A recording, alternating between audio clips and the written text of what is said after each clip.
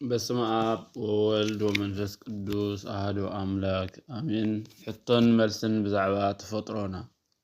ሕቶ ተፈጥሮና ካብ 22 ስነ ፍጥረት አየናይ እዩ? መልሲ ሰብ ሕቶ ሰብ ማለት እንታይ ማለት እዩ? መልሲ 7 ባህርያት ዘለዎ ማለት እዩ። ሕቶ እቶም 7 ባህርያት እንታይን ከመይን እዮም? መልሲ 4 ናይ ስጋ ባህርያት 3 ድማ ናይ ነፍሲ ባህርያት እዮም። ሕቶ 4 ናይ ስጋ ባህርያት አየኖት እዮም? መልሲ ነፋስ፣ እሳት፣ ማይ፣ መሬት እዮም። ሕቶ 3 ናይ ነፍሲ ባህርያት መልሲ ልባውነት፣ ነባቢውነት፣ ሕያውነት እዮም። ናይዚ ምስክር ገርገርዮስ ገባርየ መንክራት ብናይ ተፈጥሮ ባህሪኡ ሰብ ይበሃል ይብል።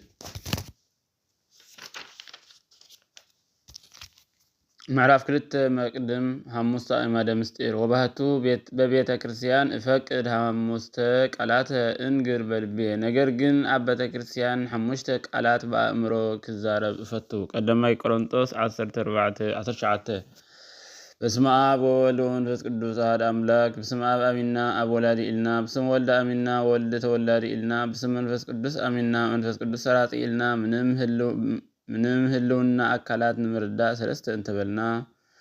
በባህርይን ብህልውናን ብስልጣንን ብመለኮትን ሓደ አምላክ ኢልና አሚንና 5 አእማደ ምስጢር ክንጽሕፍ ንጅምር። ካብ ተግባረ ስጋን ተግባረ ነፍስን አቀዲምካ ሃይማኖት ምምሃር ይግባእ። ተግባረ ስጋ ምሕራስ፣ ምኹዓት፣ ምጭኳር፣ ምጽሓፍ፣ ምድጓስ ዝኣምሰሉ ክኸውን ከሎ ተግባረ ነፍሲ ድማ ጾምን ጸሎትን ምጽዋትን ስግደትን ዝኣምሰለ እዩ። ካብዚ ኩሉ አቀዲምካ ሃይማኖት ምምሃር ይግባእ። አሚንሰ መሰረት ኢቲ ወካልአንሂ ህንፃ ወንድቅ እምንቱ። እምነት መሰረት እያ፣ ተግባራት ከዓ ከም ህፃን መንደቅን እዮም ይብል ዮሃንስ አፈወርቅ። መሰረቱ ጽኑዕ ዝኾነ ቤት ካብ ሓሩር ቀትሪ ካብ ናይ ለይቲ ቁሪ የድሕን። መሰረቱ ዘይጸንዐ ቤት ግን ካብ ሓሩር ቀትሪ ካብ ናይ ለይቲ ቁሪ ኣየድሕንን። ሃይማኖት ዘለዎ ተግባር ካብ ስጋውያን ጸላእቲ ካብ ተጸባእያን አጋንንቲ ካብ ገሃነመ እሳት ከድሕን ከሎ ሃይማኖት ዘይብሉ ተግባር ግን ካብዚ ኩሉ እዚ ኣየድሕንን። ዘይአምን በወልድ ቦ ህይወት ዘለዓለም በወልድ ማለት ብኢየሱስ ክርስቶስ ዝአምን ዘለዓለም ህይወት መንግስተ ሰማያት ኣለዎ። ዝአመነ ወዘተጠምቀ ይድሕን፣ ዝአመነን ዝተጠምቀን ክድሕን እዩ። ማርቆስ 16:16 ጻድቅ በአሚን ይሃዩ፣ ጻድቅ ብእምነት እዩ ህያው ኮይኑ ዝነብር። ገላትያ 3:11 ሮሚ 1:17 ሃይማኖት ዘይብሉ ምግባር ከም ዝጎድእ ከዓ ዘይአምነ ወይ ተጠምቀ ይደየን። እሰርዎ እዲሁ እገሪሁ ወሰድዎ ውስተ ብካይ ወሃቀየ ስነነ እሳቱ ዘይጠፍእ ወፂሁ ዘይነውም ኢሉ ኣሎ። እቲ ዘይአመንን ዘይተጠምቀን ግና ክኹነን እዩ። ማርቆስ 16:16 ሃይማኖት ዘለዎ ምግባር ከም ዘድሕን ዝንቱ ዘመድ ይወፅእ ዘእንበለ ጾም ወጸሎት ንዑ ሃብየ ብሩካኑ ለአብየ ትረሱ መንግስተ ሰማያት እስመ ርህብኩ አብላዕኩምኒ ጸማይኩ አስተኩምኒ። አቶም ናይ አቦይ ቡርኻት እቲ ዓለም ክፍጠር ከሎ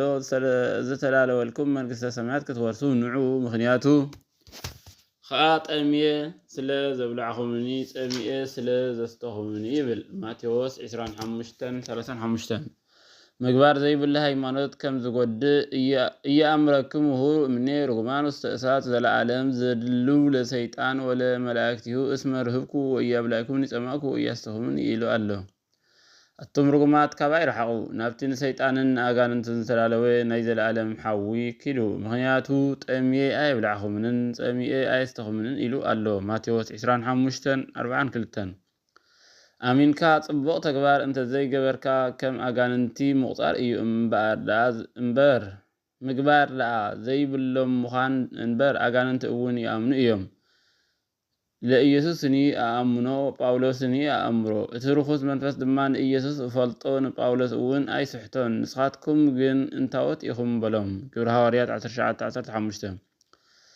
أجاننتي آمنوا بطو ويدنقطوا أجاننت أوني آمنون يرعدن يوم يعقوب 13 هايمانوت بزي مقبار كم زي ربح كم زي تكمن هايمانوت ألن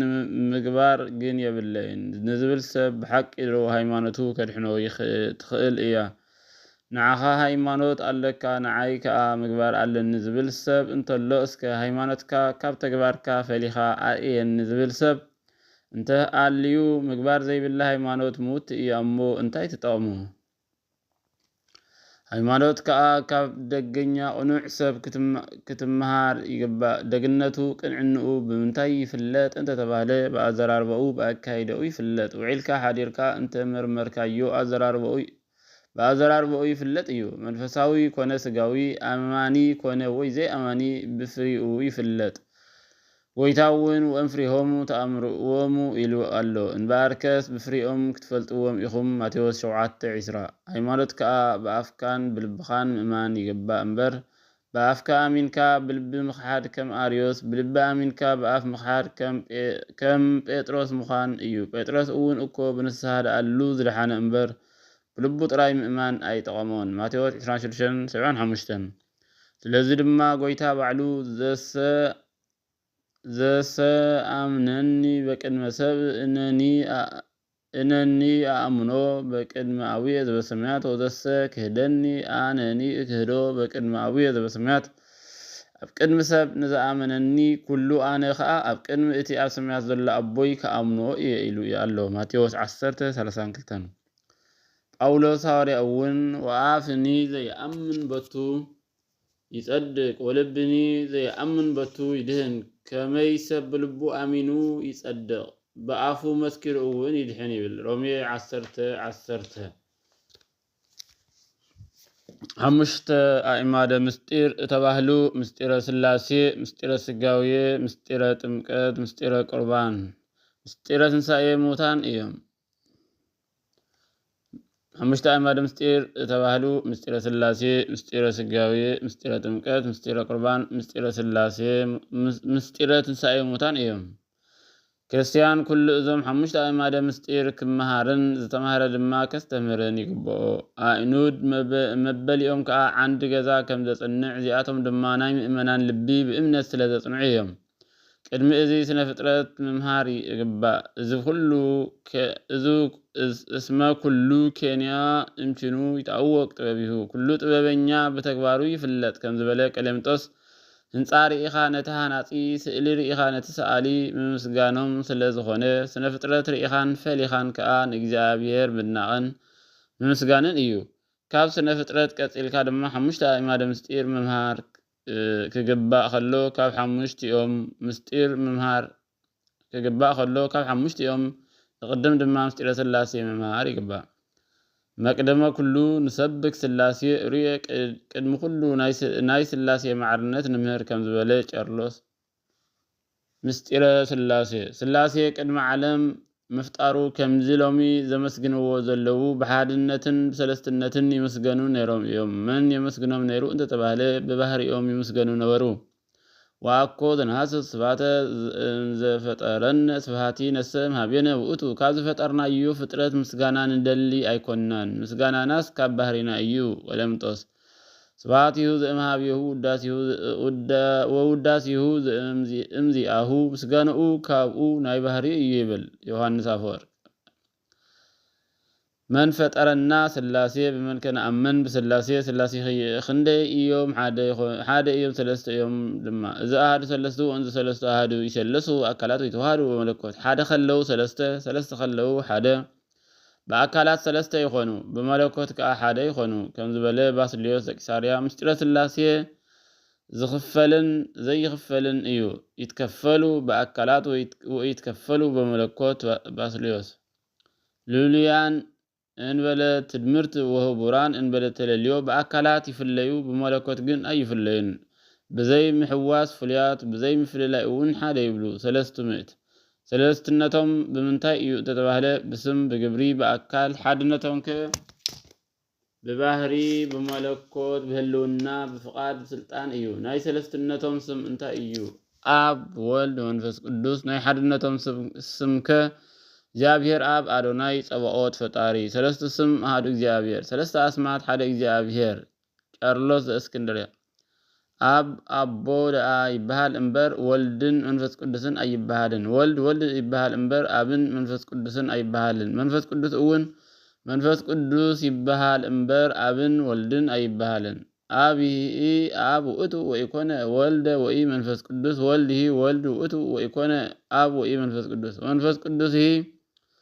መንፈስ ቅዱስ ውእቱ ወኢኮነ አብ ወኢ ወልደ ይፈልስ ስመ አብ ለከዊነ ስመ ወልድ ወመንፈስ ቅዱስ ወይፈልስ ስመ ወልድ ለከዊነ ስመ አብ ወመንፈስ ቅዱስ ወይፈልስ ስመ መንፈስ ቅዱስ ለከዊነ ስመ አብ ወወልድ አብ አቦ ደአ ይበሃል እምበር ወልድን መንፈስ ቅዱስን አይኮነን ወልድ እውን ወልድ ደአ እዩ እምበር አብን መንፈስ ቅዱስን አይኮነን መንፈስ ቅዱስ እውን መንፈስ ቅዱስ ደአ እዩ እምበር አብን ወልድን አይኮነን ስም አብ ናብ ስም ወልድን መንፈስ ቅዱስን አይቀየረን ስም ወልድ ናብ ስም አብን መንፈስ ቅዱስን አይቀየረን ስም መንፈስ ቅዱስ ከአ ናብ ስም አብን ወልድን አይቀየረን ይብል አግናጢዮስ አንጾኪያ ናይ ሰለስትነቶም ተግባር ከመይ እዩ እንተተባህለ አብ ወላድን አስራጥን ምዃኑ እዩ ናይ ወልድ ድማ ተወላዲ ምዃኑ እዩ ናይ መንፈስ ቅዱስ ከአ ሰራጺ ምዃኑ እዩ አብን አብ ንወልድ እንተ ወለዶ ንመንፈስ ቅዱስ ከአ እንተ አስረጾ ከም ወልድ አይውለድን ከም መንፈስ ቅዱስ ድማ አይሰረጽን ወልድ ድማ ተወላዲ ደአሉ እምበር ከም አብ አይወልድን ከም መንፈስ ቅዱስ እውን አይሰርጽን መንፈስ ቅዱስ ከአ ሰራጺ እንተኾነ ከም አብ አይወልድን ከም ወልድ እውን አይውለድን እዩ አብ ተወልደ አላ ወላድየ ወወልድ ውእቱ እምቅድመ ኩሉ ዓለም ወልድሂ ተወልደ እምእግዚአብሔር አብ እምቅድመ ኩሉ ዓለም መንፈስ ቅዱስ ሰረጸ እምእግዚአብሔር አብ እምቅድመ ኩሉ ዓለም አብ ዝተወልደ አይኮነን እንታይ ደአ ቅድመ ዓለም ወላዲ ወልድ እዩ ወልድ እውን ቅድመ ዓለም ካብ እግዚአብሔር አብ ዝተወልደ እዩ መንፈስ ቅዱስ ከአ ቅድመ ዓለም ካብ እግዚአብሔር አብ ሰረጸ እዩ ከም ዝበለ አትናቴዎስ ዘእስክንድርያ ሰለስትነቶም እዚ እዩ